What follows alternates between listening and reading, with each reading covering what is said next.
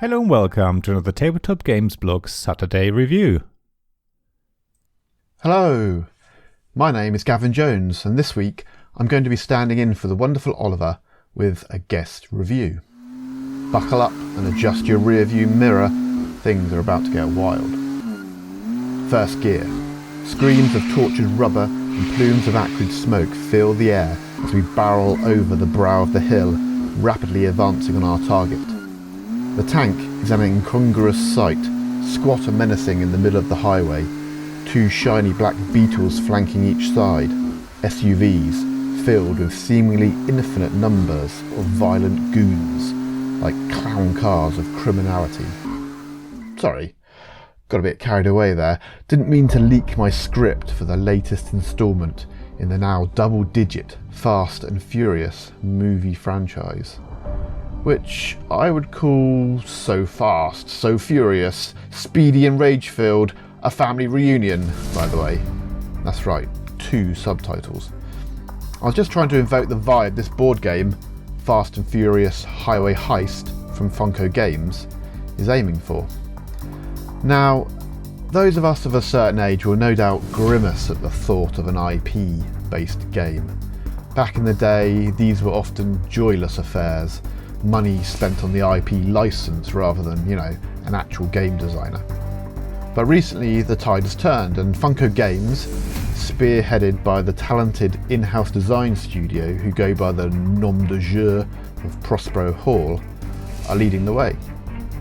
Titles like Pan Am, Jaws and Rear Window have managed to combine a nostalgic sense of setting and theme with well-designed games that can appeal both to families and hobby gamers.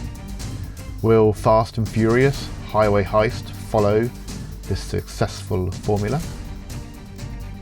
Firstly, a quick pit stop into the Fast and Furious cinematic universe for the uninitiated.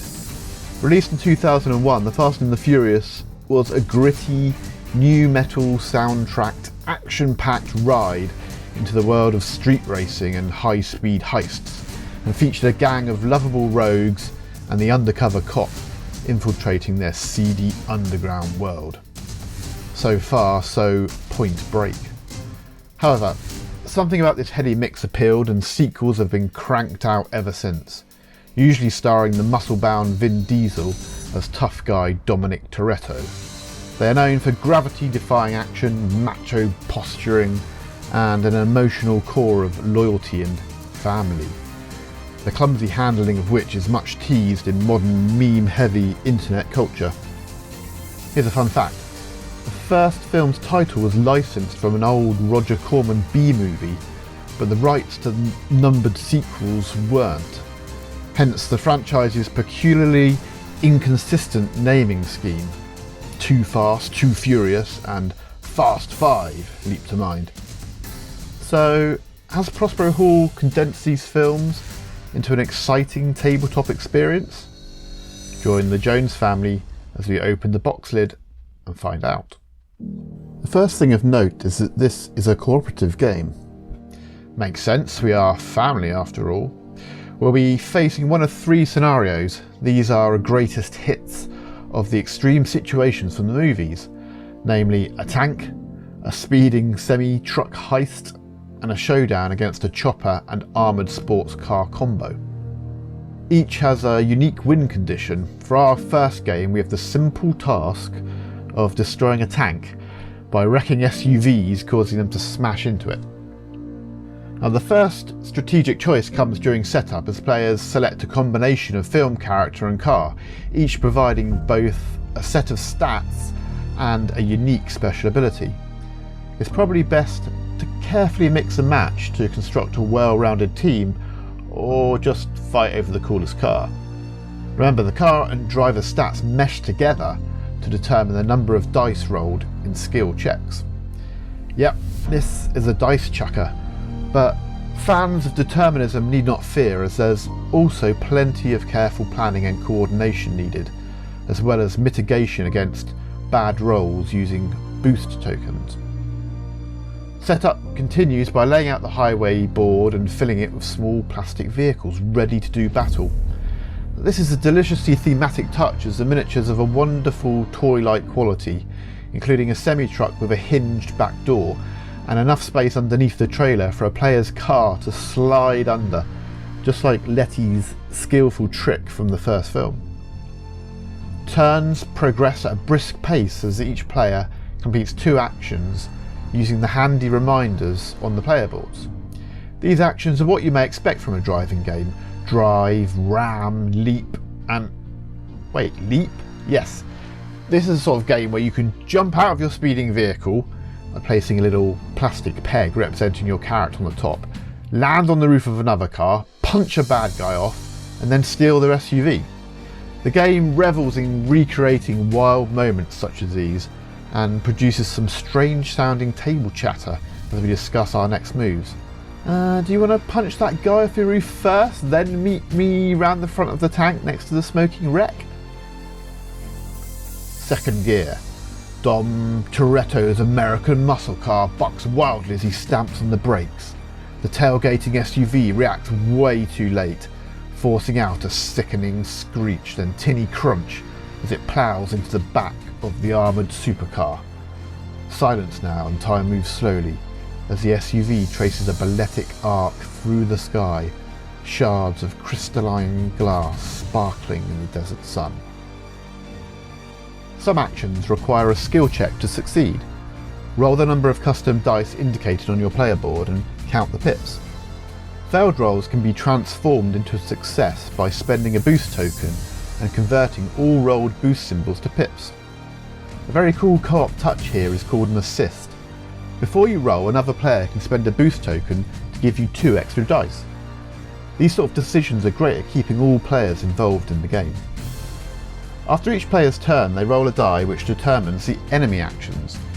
These include some standard results such as making your SUVs move closer and clatter into the players' cars, as well as instructions to draw cards from a special scenario-specific deck.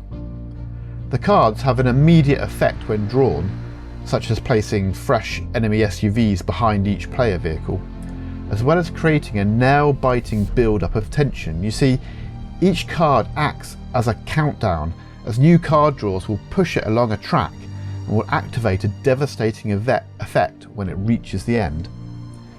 This adds some real urgency as you can see this horrible event creeping along, unsure of exactly when the die will push it into the activation slot. The game uses the well-tested co-op mechanism of player turn then enemy turn to scale well with the number of players, and makes for some great moments as your careful cooperation is undone by a vicious enemy turn. Here's an example. We smashed and bashed our way across the road, resulting in 3 wrecked SUVs perfectly lined up and ready to crash into the tank at the end of the round. The wretched enemy die then somehow intuits this and causes the tank to swerve out of the way, the wrecks sailing harmlessly by, only to pummel 2 other following SUVs which are destroyed in a traffic jam of write-offs. Pure chaos. So, with our attempts at tank destruction foiled, victory seems far away. How do we lose anyway? Presumably characters have some sort of health bar and can die? Nope. Plot armour to the rescue, as our heroes can get into all sorts of physics-snubbing scrapes with nary a scratch. Their vehicles can be destroyed, causing an hilarious scramble to hijack an enemy SUV. But the overall loss condition is down to a ticking countdown playing out along the bottom of the board. This timer is a trick used by many co-op games and can also offer a nice way to scale the difficulty by granting players more or less time accordingly. However, the twist here is that the countdown mechanism also offers salvation by providing even more exciting action in the form of stunts. Here's how it works. Each scenario has a deck of stunt cards from which one is revealed each round.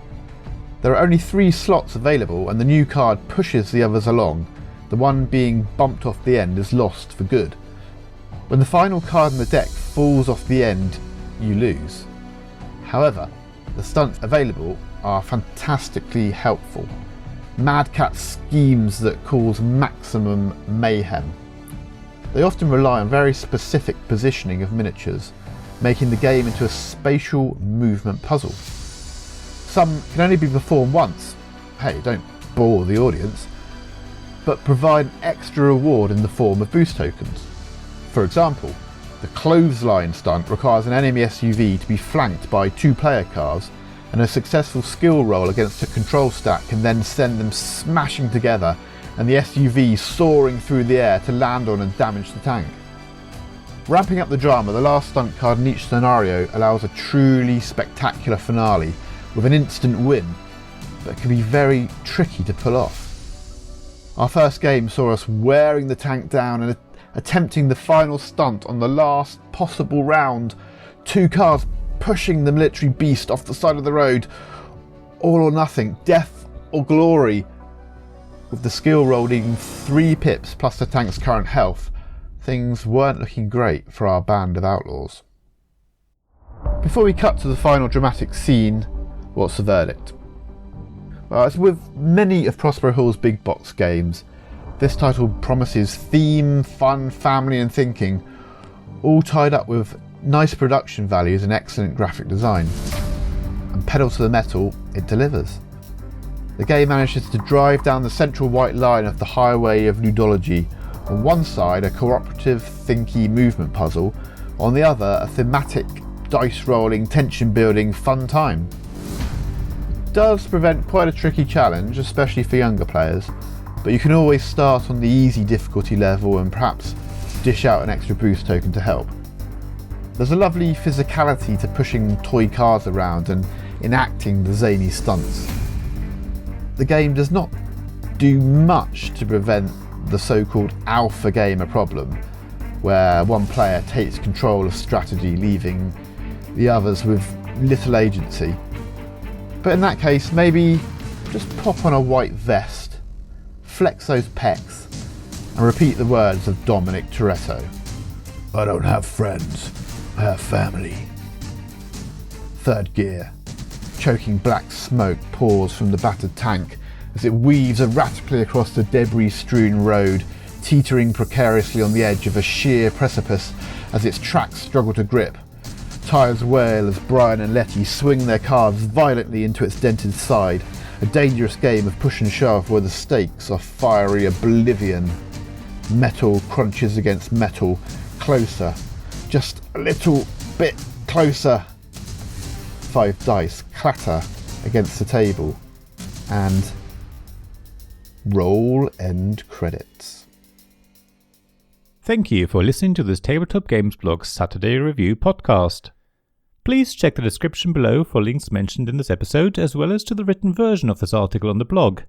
If you enjoyed this episode, please subscribe, give us some stars or leave a review. Please also tell your friends about me, and if you want to offer financial support, check out my Patreon and Ko-fi pages, links to which you'll find in the blog at tabletopgamesblog.com.